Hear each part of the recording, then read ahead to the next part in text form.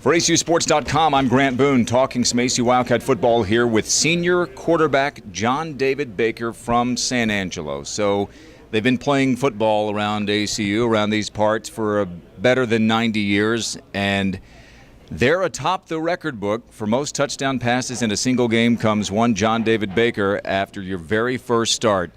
It's a crazy game, isn't it? How do you explain it? Just right place at the right time, honestly. Just, you don't ever go into a game planning to throw, that many touchdown passes. And we just happened to get in some good situations, called some right plays, and just kind of happened. It probably won't ever happen again, but it was very cool and it was a very neat experience. 7 touchdown passes in that 84-6 victory over Concordia College.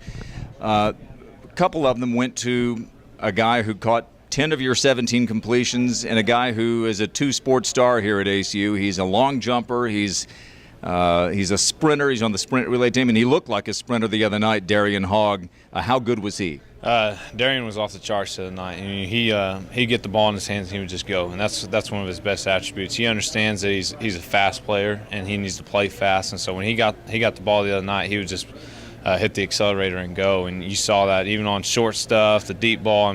He can run. He's fast, and so that's what he needs to do, and he did that the other night. Tell me just overall about the performance, because the numbers were gaudy. That was a team that clearly, it's a small college. They're outmatched in terms of depth and being able to match player for player. But what are you most happy about? It was, besides the fact that it was a big blowout win. Right, and we understand that. We understand who our opponent was and all that, but still on offense, we've got to execute, and we still got to throw and catch, and we've got to, do what we need to do, and I felt like we did that. We didn't want to go out there and play a sloppy game, and we didn't. We went out there, we executed, we played at a high level.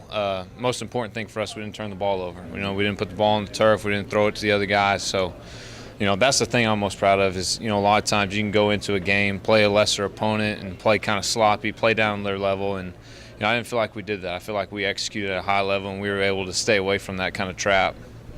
You've waited your turn around here for a long time. You are a redshirt senior. You redshirted back in 2009. The last game you started as a quarterback was in 2008, second round of the playoffs for San Angelo Lakeview against an El Paso Parkland team. You guys lost narrowly in that game. The other night, as you were about to run out onto the field, what was going through your mind? Just kind of a culmination of things. Just kind of reflecting back on my journey to that point, and the things that have transpired over the past 3 or 4 years to get to that point.